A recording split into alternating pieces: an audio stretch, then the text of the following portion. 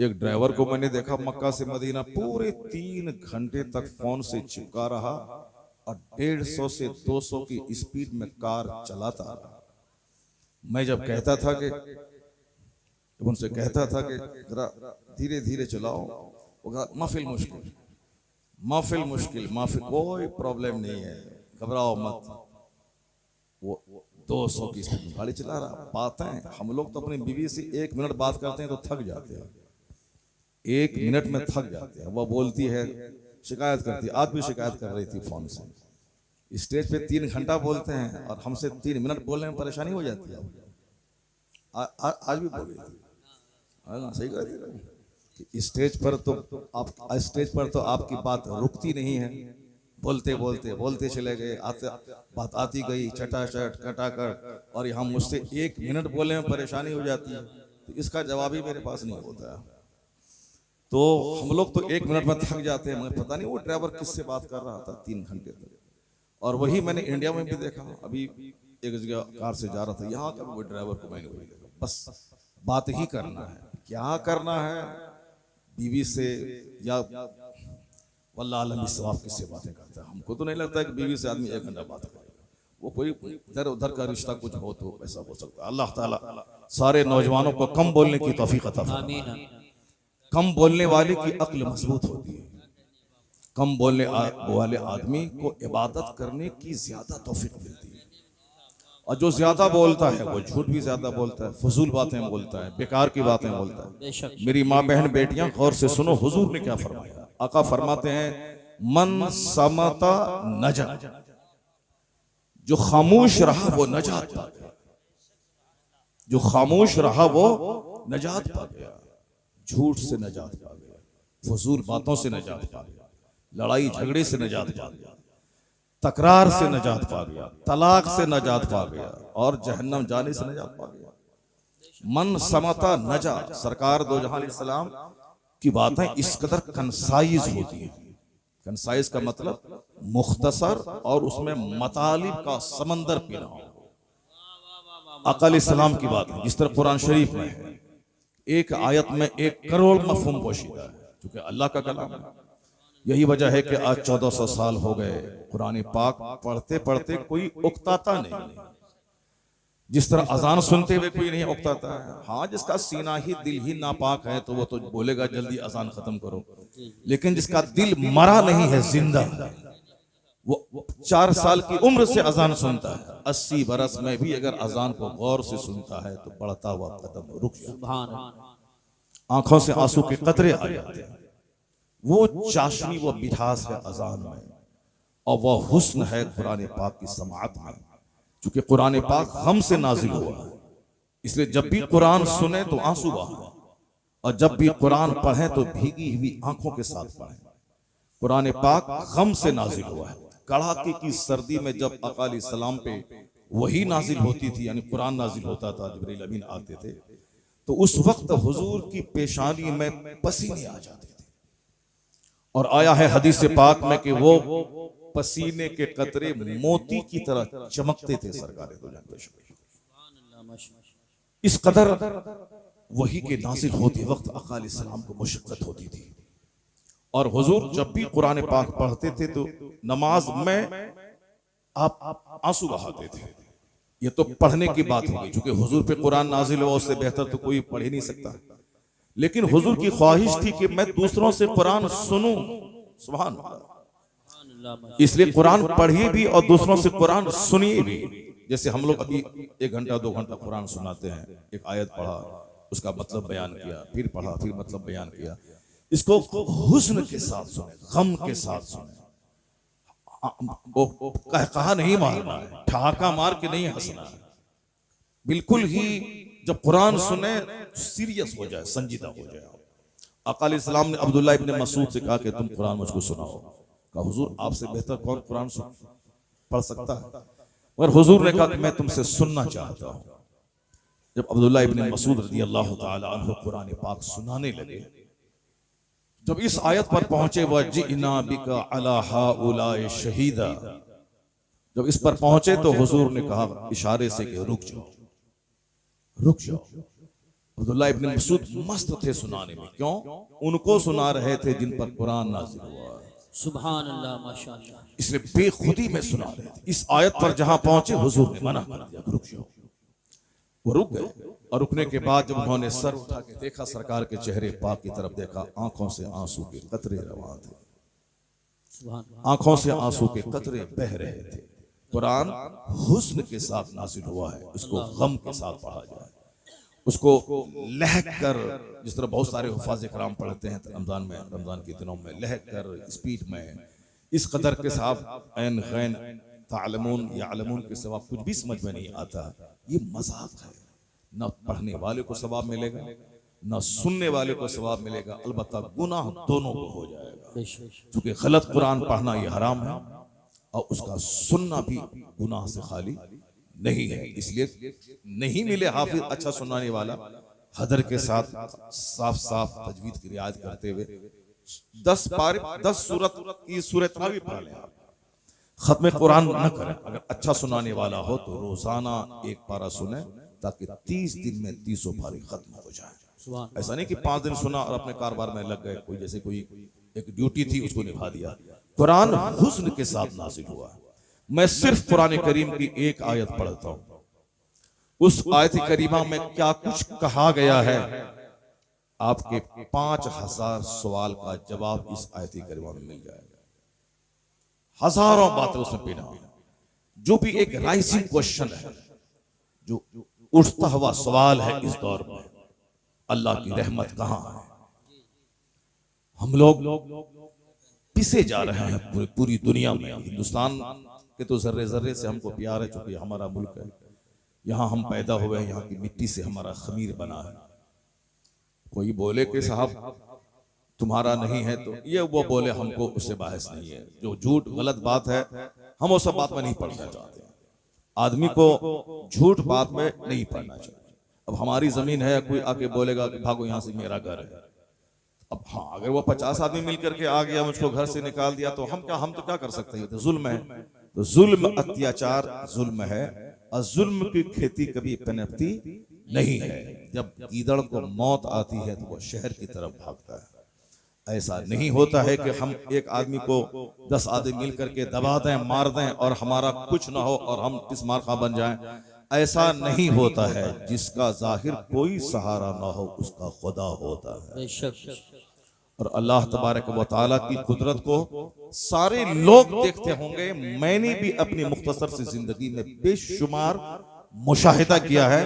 मेरे जो मुशाहिदात और तजर्बात हैं, उसकी एक छोटी सी कहानी में सुनाता हूँ, गौर से आप सुनेंगे।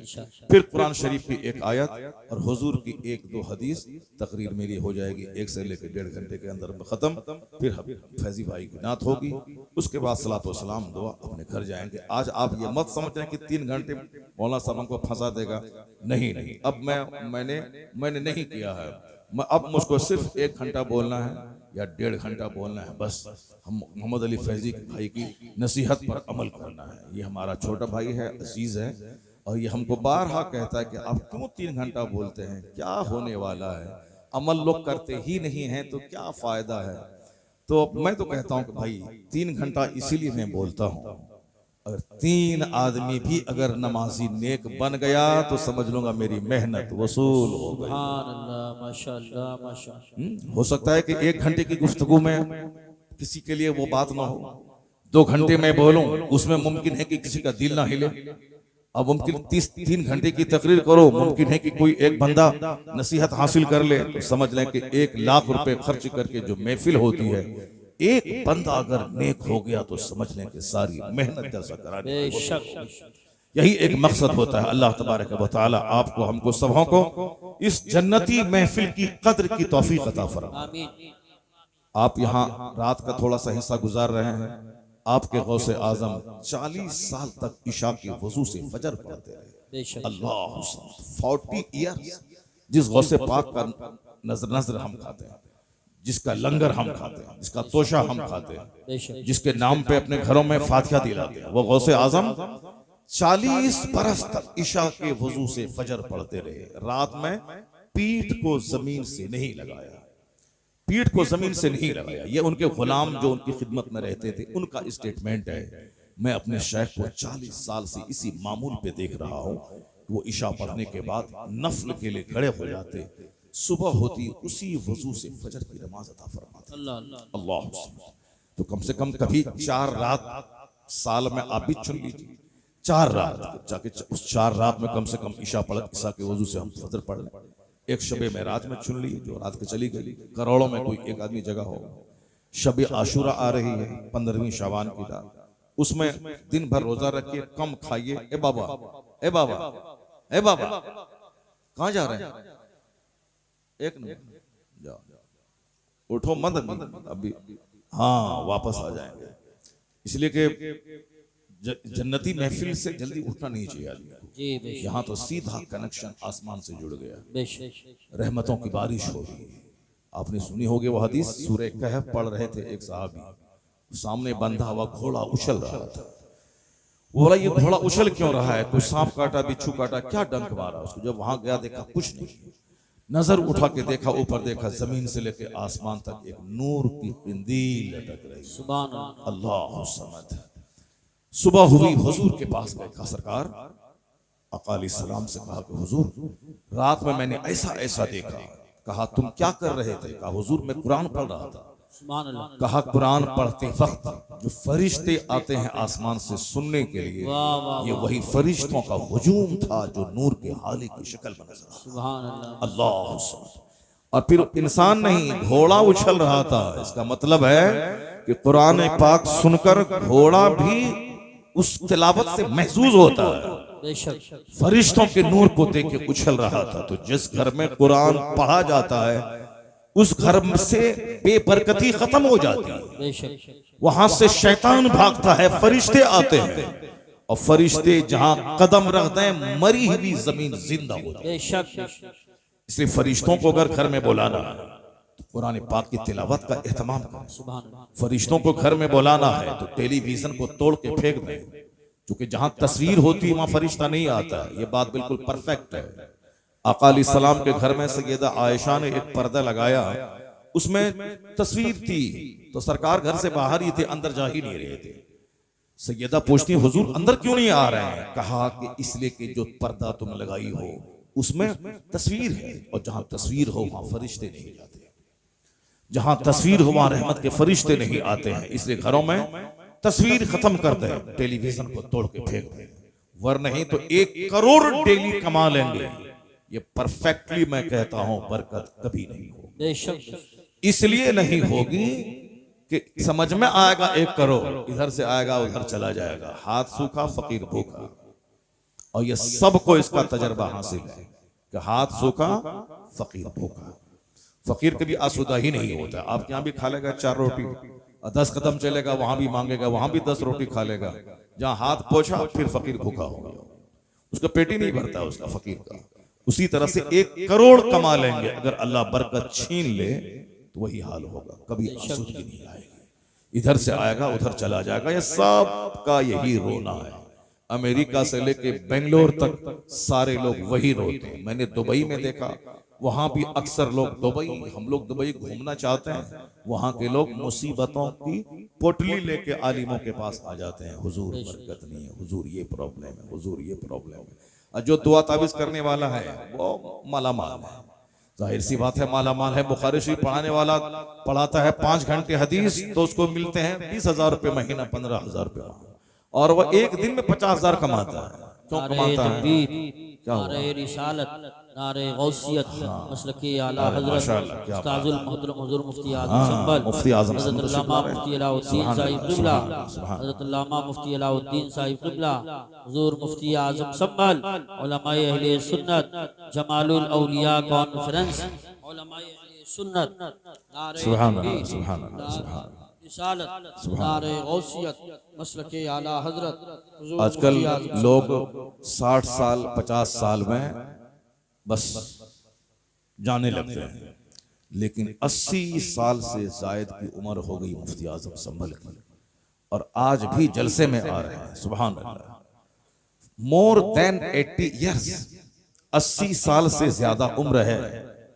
हुजूर मुफ्ती आजम संभल हजरत अल्लामा कारी अलाउद्दीन साहब मददसिल्लुल आली की मोर देन 80 ईयर्स, 80 साल से ज्यादा, मगर देखें अभी भी जलसे में आ रहे हैं और अभी भी खिताब करते हैं, तंदुरुस्त रहते हैं। क्यों?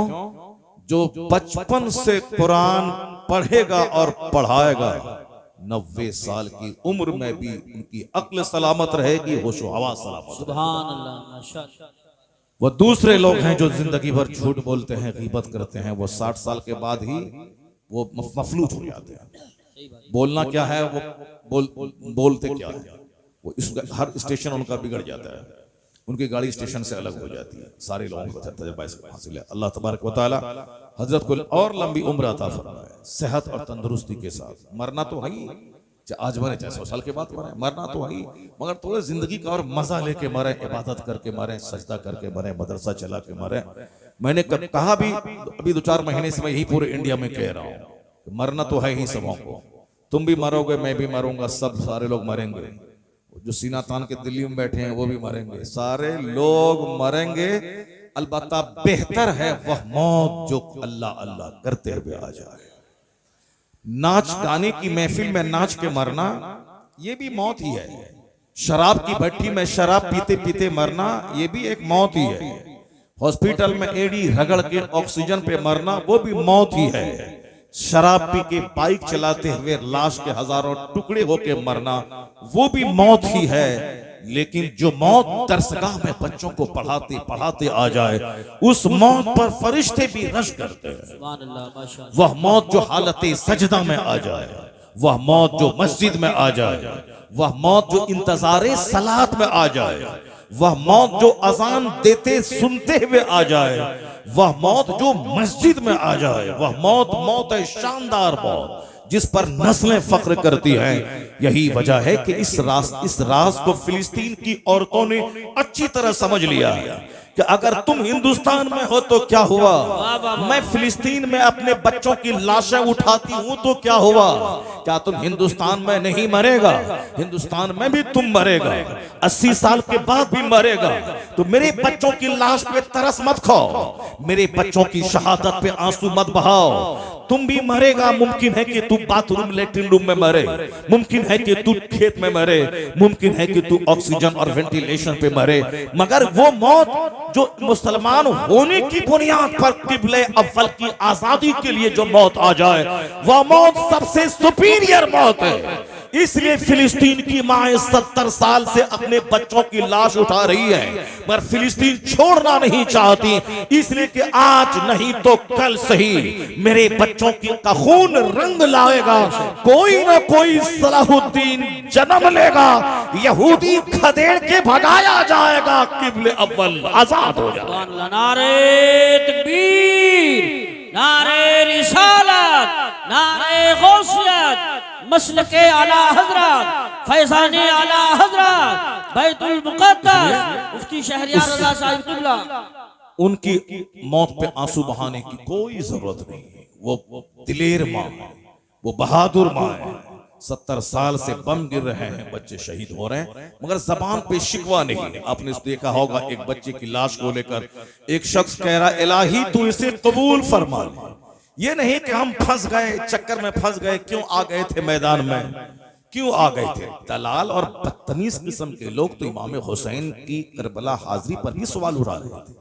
वो बदतमीज कहते थे क्या जरूरत थी करबला आने की, बाल बच्चे को कटवाने की, है क्या जरूरत थी आने की। अब्दुल्ला इब्ने अब्बास वहां हैं, अबू सईद खुदरी वहां मौजूद हैं, ये जलील कद्र सहाबी मक्के में है, मदीने में है। इस नौजवान को आने की क्या जरूरत थी? जो वक्त का बादशाह है, उस बादशाह की किससे बगावत करने का अंजाम तो यही है, कत्ल है। उस वक्त भी ऐसे दलाल किस्म के लोग मौजूद थे जो कहते थे आने की क्या जरूरत थी। लेकिन आज भी ऐसे दलाल मौजूद हैं। अगर कोई हक बोले, तकलीफ में पड़ जाए, तो लोग कहता है क्या जरूरत थी बोलने की, क्या जरूरत थी ऐसा करने की, क्या जरूरत थी ऐसा करने की। अगर यही बात इमाम हुसैन अगर समझ लेते कि क्या जरूरत थी मदीना छोड़ के करबला जाने की, यहाँ सारे लोग हाथ पांव चूम ही रहे हैं, आराम से मैं मस्जिद नबी में नमाज पढ़ा ही रहा हूँ, आराम से खाऊंगा पीऊंगा, मैं यजीद की बैत कर लूंगा, वो हर महीने 2 लाख रुपए 2 लाख चांदी का सिक्का देगा हमको, आराम से खाएंगे पिएंगे, मर जाएंगे, माँ फातिमा के पाँव में दफन हो जाएंगे, दुनिया में भी आराम, मरने के बाद जन्नती नौजवान का सरदार तो है ही, जन्नत के मालिक मुस्तफ़ा ने तो कह ही दिया है कि ये हमारे हसन हुसैन जन्नती नौजवान के सरदार हैं। अगर ये सोच लेते बाकी कोई फर्क नहीं पड़ता, आराम से इज्जत से रहते। 55 साल 55 साल 5 महीना 5 दिन यानी 4-5 इस दिन आपकी शहादत हुई, तो उस वक्त और वो मदीने ही में रहते तो भी उतने ही उसी टाइम में वो मरते, उतनी ही उससे उम्र एक लम्हा ज्यादा नहीं होती, मरते आराम से खाते पीते बकी में दफन, और जन्नती नौजवान के सरदार तो होती चूंकि जन्नत के मालिक मुस्तफ़ा ने कह ही दिया है। लेकिन ये नहीं होता, आज हुसैन के नाम मतलब से इमाम नहीं लगता, हर मेंबर पे हुसैन, हर मजलिस में हुसैन, हर महफिल में हुसैन, हर दरसगाह में हुसैन। हुसैन का नाम बुज़दिलों को जवानी अता करता है, हुसैन का नाम गर्दनों को सस्ता कर देता है, हुसैन का नाम सांप जो गिरा हुआ है उसे भी ऊंचा कर देता है, हुसैन का नाम दुश्मनों को नाकों चने चबाने पे मजबूर कर देता है हुसैन, और हुसैन के बाप का नाम बीमारों को भी जवान बना देता है। वो हुसैन का नाम इसीलिए है, उन्होंने प्रैक्टिकल में कहा मदीने में सजदा करना और है, तलवारों के साए में सजदा करना और है।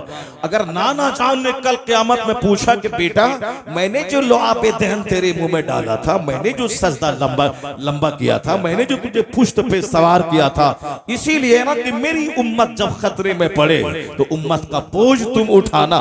तो मदीने में आराम से खाने पीने के लिए मैंने इतना लाड प्यार नहीं दिया था, प्यार दिया था कि अपनी गर्दन कटा के उम्मत को तबाही से बचा देना।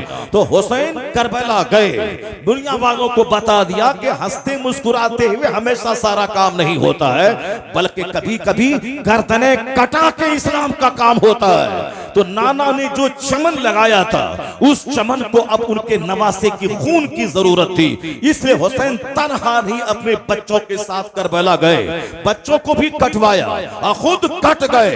तो कट तो गए, अल्लाह ने कहा हुसैन मदीना छोड़ा तुमने मेरे लिए, अली असगर को कटाया मेरे लिए, अली अकबर की जवानी लुटाई मेरे लिए, तुमने अपनी लाश पे घोड़े की टापों को रंगवाया मेरे लिए, तुमने तलवारों के साए में 72 जख्म नेज़ों के खाके सजदा किया मेरे लिए, तुमने सब कुछ लुटा दिया, कुंबा लुटाया, गर्दन लुटाई, अपनी खेमों को जलवाया, सब कुछ किया। अब तेरा नाम नहीं लूटेगा जब तक इस्लाम रहेगा, तेरी अजमत का डंका बजता रहेगा। नारे तकबीर, नारे रिसालत, नारे गौसियत, मसलके आला हजरत फैजानी शोहदाए करबला, जश्न दस्तार आराम से तकरीर किया, आराम से नजराने लिया, आराम से मुर्गा मुसल्लम खाया, अपना घर गया, घर में एसी लगा दी, बाल बच्चों को आराम से खिलाया पिलाया, मर गया। ये वो बात नहीं है जो बात खून बहाने में है, जो बात दर्द उठाने में है। सारी कायनात के सरदार मुस्तफ़ा जाने रहमत के चूल्हे में 2-2 महीने तक आग नहीं सुलगती थी, सिर्फ खजूर और पानी पे गुजर बसर होता था।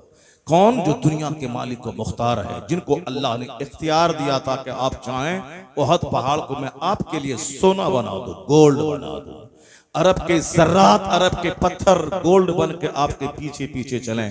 और हुजूर ने कहा था नहीं परवरदिगार, मेरे लिए सोना न बनाया जाए, एक दिन का खाना दे ताकि खाऊं, तेरा शुक्र अदा करूं, और एक दिन फाका करूं ताकि मैं सब्र किया करूं। सुभान अल्लाह। ये है हमारे रहनुमा, हमारे पेशवा की जिंदगी। हम लोग बस आराम से खाया, आराम से एसी में रहे, एसी गाड़ी, एसी रूम, और आराम से खाए पे और नजराना लिया और चल दिए, और उसके बाद जन्नत भी हाथ से नहीं गई। ऐसा नहीं होता है। ये शहादत गहे उल्फत में कदम रखना है। लोग आसान समझते हैं मुसलमान होना। अगर जिसने हक बोला तमाचा खाया, जो हक बोला जेल में 2-4 साल रहा, जो हक बोला समाज में लोगों की निगाहों में गिर गया, जो हक बोला ये हराम है या काम हराम मत करो, लोगों ने 2-4 तमाचा मारा, बड़े हक बोलने वाले आ गए हैं, दाव काम करो अपना, जो मैं कर रहा हूं करने दो, तमाचा खाया। 1 करोड़ रुपए का लिफाफ का हिसाब देना होगा क़यामत में। लेकिन अगर हक बोलने के बदले में तमाचा खाया या 4 दिन जेल में रहा, मालूम है क़यामत के दिन जब हुसैन खून में लथपथ अपने बच्चे असगर अकबर के साथ जब जन्नत जाएंगे और ये जेल में रहने वाला, गर्दन कटाने वाला, पत्थर खाने वाला, तमाचा खाने वाला अगर ये कहा हुसैन आप हक बोले तो गर्दन कटी, मैं भी हक बोला था, तमाचा खाया हूं, मैं भी हक बोला था, जेल में 4 दिन रहा हूं, मैं भी हक बोला था और हमारी जगह छूट गई थी, मेरे बच्चे भूख से तड़प रहे थे।